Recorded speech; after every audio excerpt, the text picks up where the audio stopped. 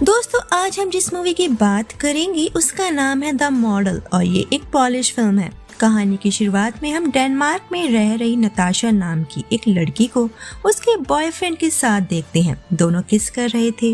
नताशा आज एक modelling contract के सिलसिले में पेरिस जा रही है। उसका बॉयफ्रेंड काफी उदास है।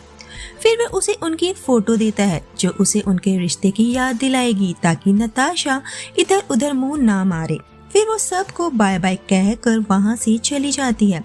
वो उसी मॉडलिंग एजेंसी आती है जहाँ से उसे ऑफर मिला था। वहाँ वो सनी से मिलती है और उसे अपना पोर्टफोलियो दिखाती है। सनी उसके पोर्टफोलियो से काफी इम्प्रेस होता है और कहता है कि अगर उस फोटोग्राफर पर तुम छा गई तो तुम्हारी जिंदगी बन जाएगी। फिर वो उसका मेजरमेंट लेता है। नताशा एक अपार्टमेंट में आती है जहाँ उसने किराए पर रूम लिया था। मकान मालिक उसे उसका रूम दिखाता है और बताता है कि उसके साथ एक और लड़की रूम शेयर करेगी जिसका नाम जोफिया है। फिर वो अपना सामान अनपैक करती है, बॉयफ्रेंड की दी हुई फोटो दीवार पर लगाती है और अपने पहले मॉडलिंग शूट की लोकेशन पर पहुंच जाती है जहां हम उस शूट के फोटोग्राफर शेन से मिलते हैं और वो नताशा और एक मेल मॉडल को समझाता है कि कैसे पोज देना है। शूट शुरू होता है और शेन नताशा को उस मॉडल के बैक पर किस करने को कहता है, लेकिन नताशा काफी शाय फील कर रही थी। शेन काफी इरिटेट हो जाता है। वो उसे बाहर बुलाता है और कहता है कि तुम्हारी जो भी पर्सनल प्रॉब्लम है उसे 5 मिनट में शॉर्ट आउट करो। शूट फिर से शुरू होता है लेकिन नताशा के जॉम्बी वाले एक्सप्रेशन से शेन पगला जाता है और नताशा को उस शूट से निकाल देता है। वो वापस अपने रूम में आती है और देखती है कि उसका सामान बिखरा पड़ा है। उस रूम में जोफिया बैठी हुई थी। जोफिया ने नताशा का सारा सामान बिखरा दिया था क्योंकि नताशा ने जोफिया की साइड पर अपने कपड़े टांगे हुए थे। नताशा अपना सामान बटोरने लगती है। जोफिया नताशा से खुद को इंट्रोड्यूस करवाती है। उसके बाद नताशा के घर से फोन आता है और वो शूट के बारे में पूछते हैं। नताशा झूठ बोलती कि उसका शूट काफी अच्छा रहा। अगले दिन वो फिर से सनी से मिलती है। सनी को पता है कि नताशा का शूट अच्छा नहीं रहा। वो नताशा को समझाता है कि शायद वो अभी तैयार नहीं है और फिर वो उसे कुछ साल बाद वापस आकर मॉडलिंग में ट्राई करने को कहता है। नताशा काफी अपसेट हो जाती है। जब वो घर पर नहा रही थी तब उसे ऐसा लगता है कि कोई उसे छिपकर देख रहा हो, लेकिन उसे वहाँ कोई भी नजर नहीं आता। जोफिया उसे उसके साथ एक पार्टी में साथ चलने को कहती है ताकि उसका मूड अच्छा हो जाए। दोनों पार्टी में सज धज कर पहुंच जाती हैं। उस पार्टी में उसे शेन भी दिखता है। उसके बाद वो शेन को लगातार देखने लगती है। जोफिया कहती है कि वो शेन वाइट है और उसे शेन का काम काफी पसंद है। शेन नताशा को उसे ताड़ते हुए देख लेता है। नताशा फ्लोर पर डांस करने लगती है और फिर वो शेन के पास आकर उसे अपने साथ फ्लोर पर ले जाती है और उसे सेड्यूस करने लगती है। जब शेन उसके साथ फ्री होने लगता है वो वहां से चली जाती है।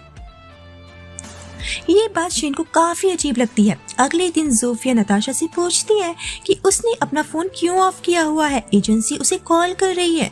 नताशा फिर से सनी के पास आती है और सनी नताशा से कहता है मुझे नहीं पता तुमने ऐसा क्या किया, लेकिन शेन ने तुम्हें एक बहुत बड़ी मैगजीन के शूट के लिए बुक किया है। नताशा खुश हो जाती है।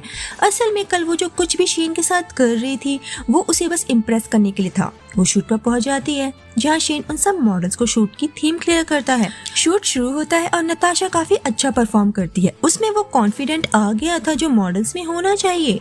शूट के बाद शेन नताशा के साथ लंच करता है और उसे भूखों की तरह खाते देख कहता है कि वो पहली बार किसी मॉडल को इतना खाते हुए देख रहा है। उसे कॉम्प्लीमेंट देता है कि उसकी स्माइल काफी अच्छी है और हंसते हुए उसे अपने दांत नहीं छिपाने चाहिए। उसके बाद वो उसके सपने के बारे में पूछता है। नताशा कहती है कि उसका सपना शैनल ब्रांड के लिए पेरिस फैशन वीक में शो स्टॉपर बनने का है। फिर वो शेन से उसके सपने के बारे में पूछती है। शेन कहता है कि उसे सपनों के बारे में ज्यादा कुछ नहीं पता। फिर वो नताशा की आंखों की तारीफ करता है और कहता है कि वो नताशा से दोबारा मिलना चाहेगा। जब नताशा अपने रूम में होती है उसका बॉयफ्रेंड उसे वीडियो कॉल करता है और कहता है कि वो उसे पागलों की तरह मिस कर रहा है और शायद वो 1-2 हफ्तों के लिए उससे मिलने पेरिस आएगा, लेकिन नताशा उसे आने से मना कर देती है और कहती है कि वो दिन भर तो बाहर रहती है और उसके लिए अभी उसके रूम में कोई जगह नहीं है। वो एक लड़की के साथ रूम शेयर कर रही है। रात में वो शेन के घर पार्टी में जाती है। सबके जाने के बाद वो शेन के साथ टाइम स्पेंड करती है और फिर वो दोनों इंटीमेट होते हैं। रात भर नताशा उसके साथ उसके घर पर रुकती है। दोनों एक साथ टाइम बिताना शुरू कर देते हैं। जब वो अपनी फोटो मैगजीन में देखती है तो खुश हो जाती है। शॉप वाला भी उसे पहचान जाता है और फ्री में उसे वो मैगजीन दे देता है। घर पहुंचकर उसे पता चलता है कि उसका बॉयफ्रेंड आ गया है, जिसे देख उसे बिल्कुल भी अच्छा नहीं लगता। फिर वो दोनों इंटीमेट होते हैं। रात में वो सब पार्टी में जाते हैं जहाँ शेन भी होता है और नताशा अपने बॉयफ्रेंड को अपना फ्रेंड बताकर शेन से मिलवाती है, जो बॉयफ्रेंड को बिल्कुल भी अच्छा नहीं लगता। उसके बाद शेन वहीं उसके सामने नताशा को किस करने लगता है। नताशा काफी अनकंफर्टेबल हो रही थी। उसका बॉयफ्रेंड उसे घूरे जा रहा था। फिर वो वहां से उठकर चला जाता है और थोड़ी देर बाद वापस आकर अपने साथ नताशा को ले जाता है और पूछता है कि ये सब क्या चल रहा है। नताशा उसे बता देती है कि वो शेन को डेट कर रही है। बॉयफ्रेंड गुस्से में उसे गाली देकर वहां से चला जाता है और नताशा शेन के साथ रात बिताती है। अगली सुबह शेन नताशा को बताता है कि उसे हार्पर बाजार की तरफ से ऑफर मिला है और वो नताशा को उसके लिए मॉडलिंग करने को कहता है। उसके बाद उसे बताता है कि उसके दोस्त हर साल एक बिग पार्टी रखते हैं और वो इस वीकेंड नताशा को भी उस पार्टी में चलने को कहता है। तभी वहाँ शेन की बेटी ओलिविया आ जाती है और नताशा को पता चलता है कि शेन ऑलरेडी एक बाप है। ओलिविया को नताशा बिल्कुल भी पसंद नहीं आती।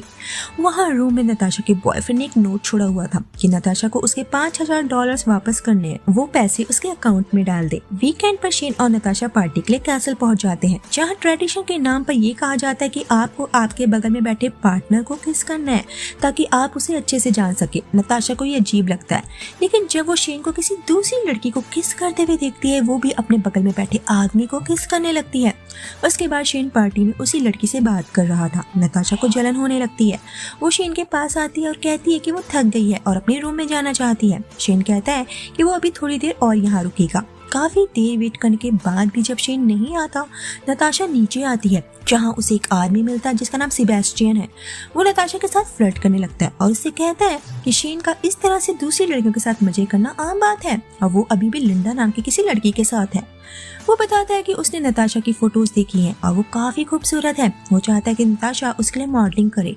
नताशा पूछती है कि वो क्या करता है। सेबेस्टियन बताता है कि वो शनेल ब्रांड का हेड है।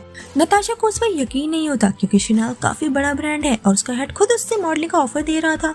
उसके बाद सेबेस्टियन उसे एक गोली खाने को देता है जो अंदर से एक्साइटमेंट पैदा करती है। वो उसे 10 मिनट में स्विमिंग पूल पर मिलने को कहता है। नताशा पूल पर आ जाती है और स्विमिंग करने लगती है। थोड़ी देर बाद सेबेस्टियन भी वहां जाता है और नेकेड होकर पूल के अंदर कूद जाता है और फिर नताशा के साथ इंटीमेट होता है। बाद में नताशा को काफी गिल्ट फील होता है। सुबह शेन के आने पर उसे सब कुछ बता देती है। उसे ये भी पता चलता है कि सेबेस्टियन ने उसे झूठ बोला था कि शेन किसी लड़की के साथ सो रहा है, जबकि शेन रात भर अपने दोस्तों के साथ था। शेन सेबेस्टियन के पास आता है और उसे खूब मारता है और नताशा को वहीं छोड़कर वापस घर चला जाता है। उन दोनों का ब्रेकअप हो चुका है, लेकिन नताशा ये एक्सेप्ट करने को तैयार नहीं है। वो शेन को बहुत कॉल करती है, लेकिन वो जवाब नहीं देता।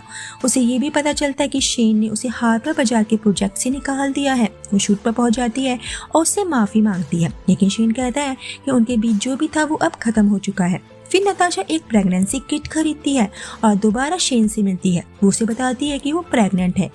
ये जानने के बाद शेन और उसके बीच में सब कुछ नॉर्मल हो जाता है। नताशा को वापस से शूट्स मिलने लगते हैं। नताशा जोफिया के साथ है और वो जोफिया से बताती है कि वो और शेन वापस से रिलेशनशिप में आ गए हैं। उसने शेन से झूठ कहा था कि वो प्रेग्नेंट है, लेकिन ये सब उसने शेन को वापस पाने के लिए कहा था। वो इन सब बातों को सीक्रेट रखने को कहती है।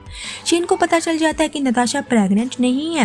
वो नताशा को अपने दिमाग का इलाज कराने को कहता है और अपने घर से निकाल देता है। नताशा जोफिया को कॉल करती है क्योंकि उसे पता है कि उसी ने शेन को ये सब बताया है, लेकिन जोफिया ना तो उसका कॉल पिक करती है और न ही कॉल बैक करती है। एक शूट के दौरान उसे एक दूसरी मॉडल से पता चलता है कि शेन जोफिया को डेट कर रहा है। वो बिना शूट पूरा किए वहाँ से चली जाती है। घर आकर वो जोफिया के साथ लड़ती है। मकान मालिक आकर उन्हें रोकता है। जोफिया उस रूम को छोड़कर हमेशा के लिए चली जाती है। अगले दिन नताशा शेन की बेटी ओलिविया की स्कूल जाती है और उससे पूछती है कि क्या तुम्हारे पापा जोफिया को डेट कर रहे हैं। ओलिविया कहती है कि मुझे नहीं पता। रूम पर मकान मालिक और नताशा अकेले हैं। नताशा ड्रिंक कर रही है। उसके बाद वो मकान मालिक की गोदी में आकर बैठ जाती है और पूछती है कि तुम मुझे छिपकर नहाते हुए देखते थे, मुझे पता है कि तुम मुझे पसंद करते हो। मकान मालिक उसके पीछे रूम में आता है और उसके साथ जबरदस्ती करता है। नताशा चक्कू से मकान मालिक को घायल कर देती है।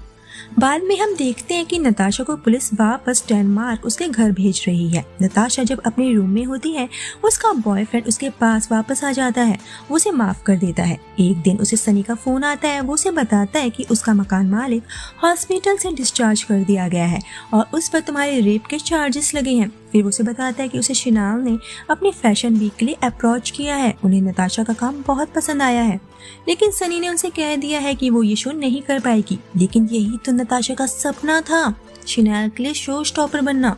वो सनी को कोई जवाब नहीं देती और मूवी एक ओपन एंडिंग के साथ खत्म हो जाती है।